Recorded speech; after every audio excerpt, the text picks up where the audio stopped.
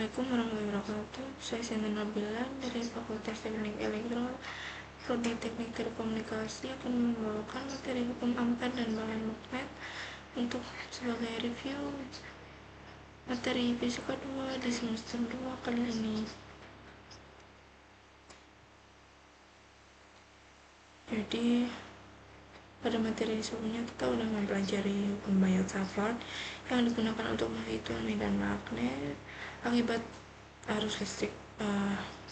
Namun bentuk pengantaran yang memiliki simetri tertentu ini perhitungannya menggunakan Biot-Savart seringkali cukup rumit karena harus pakai integral yang panjang kan. Makanya di sini tuh Andre Marie Ampere, makanya jadi nama hukum ampere karena dari orang yang menemukannya adalah Andre Marie Ampere menemukan suatu hukum yang lebih sederhana lagi yang kita sebut hukum magnet. Hukum ampere, astagfirullah.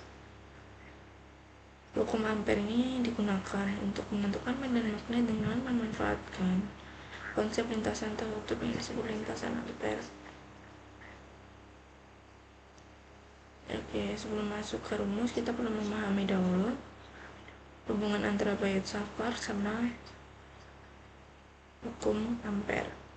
Biot-Savart kan menghitung kontribusi medan magnet dari setiap elemen kecil arus listrik kan. Sedangkan ampere ini tidak menghitung elemen satu per satu, tapi langsung kayak memanfaatkan sifat yang simetri dari sistemnya. Karena itu untuk kasus simetri seperti kuadrus panjang,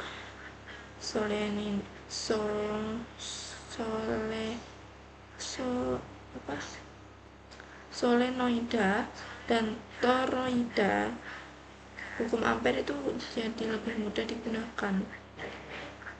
Jadi sebenarnya kedua hukum ini tuh sebenarnya hukumnya jawabannya tuh bakalan sama gitu, cuma pendekatan penghitungannya aja yang beda.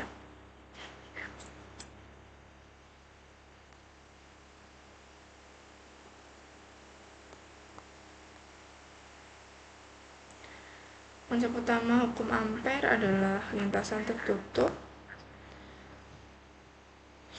yang mengelilingi arus listrik.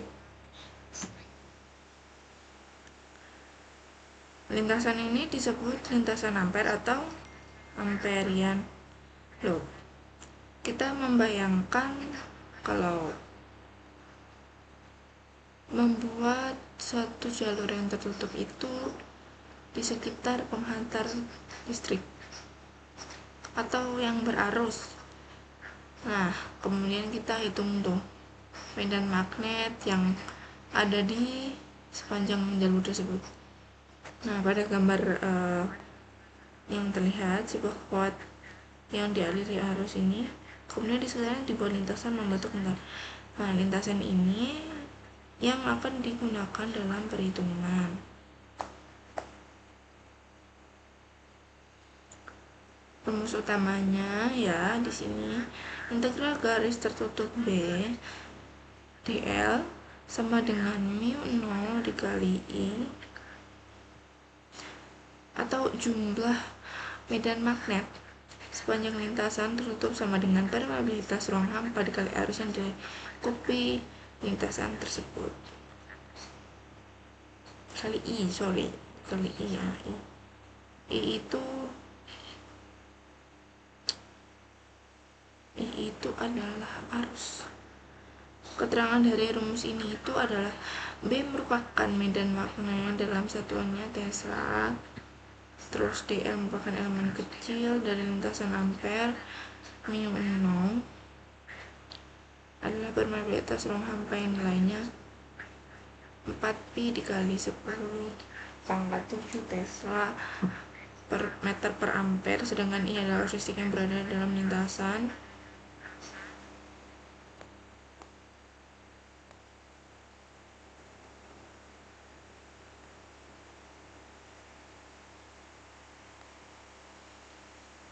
Medan fisik dari hukum Ampere ini makin besar arus listrik di lingkup lintasan, maka semakin besar pula medan magnetiskalnya. Tapi sebaliknya juga, jika ada arus listrik di lingkup lintasan, maka integral magnet sepanjang lintasan tersebut bernilai 0.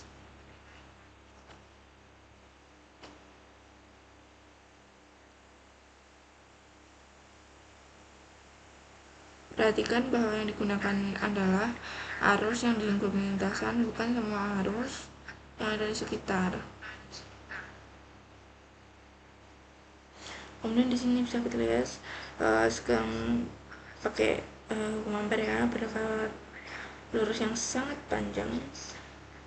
Karena kalau memiliki silinder, simetri silinder, maka lintasan Ampere yang paling tepat adalah apa? Lingkaran. Jadi semua titik pada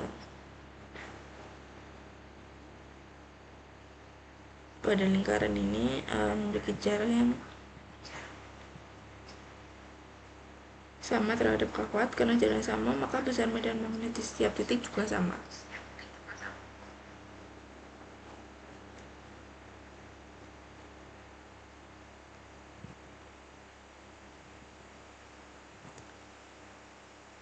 Dari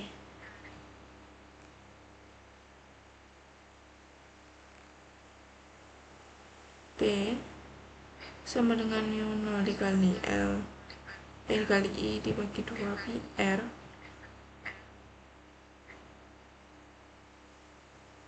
karena B nya konstan, jadi sorry ralat ya. Dari ini integral 0 B dl sama dengan mu 0 I, tapi karena B nya ini konstan, jadi kita pakai B integral 0 dl sama dengan mu 0 I. Terus panjang lintasan lingkarannya ini adalah 2 pi R, maka B dalam kurung 2 pi R sama dengan mu 0 I, sehingga jadinya apa? B sama dengan mu 0 I per 2 pi R. Rumus ini sama persis dengan hasil yang diperoleh dari hukum Bayes-Safar. Nah, ini membuktikan kalau dua hukum ini konsisten. Dari rumus tersebut kita dapat menyimpulkan dua hal, yaitu yang pertama, medan magnet berbanding lurus dengan arus listrik. Artinya kalau arus diperbesar 2 kali, medan magnet juga 2 kali lebih besar. Kedua, medan magnet berbanding terbalik dengan jarak semakin jauh dari kawan, medan magnet semakin kecil. Nah, kita bahas yang susah di kepada solenoida. Solenoida adalah kawat yang dililit membentuk banyak lilitan menyerupai pegas. Ketika dialiri listrik, setiap lilitan menghasilkan medan magnet. Karena jumlah lilitannya ini banyak, medan magnet dalam solenoida jadi sangat kuat.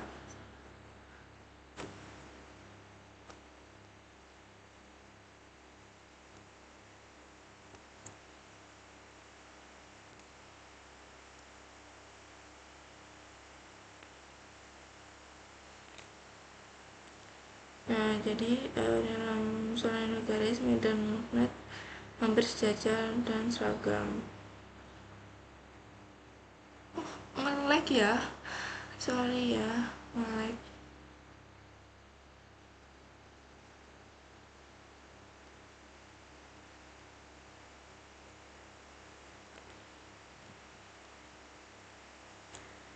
Panjangnya jauh lebih panjang dengan diameternya. Medan magnet di luar solenoid bagian medan magnet senang.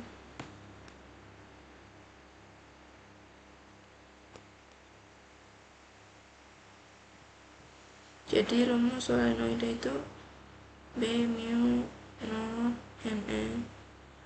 Ni. B nya medan magnet, N nya jumlah lilitan per meter, N nya adalah arus listrik. Selanjutnya toronoida adalah solenoida yang ujung-ujungnya disamakan hingga membentuk lingkaran seperti donat. karena melingkar ya, jadi hampir seluruh medan magnet terkurung dalam toroida. Jadi ini kelebihan toroida ini adalah medan magnet yang di luar toroida itu kecil, jadi lebih efisien.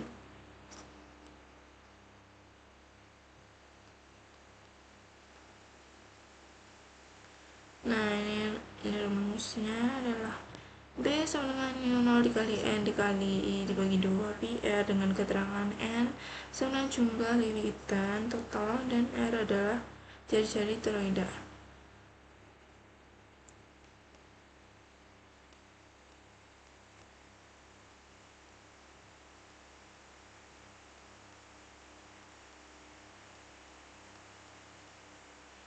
Oke, di sini aku akan menjelaskan perbedaan Weierstrass dan ampere.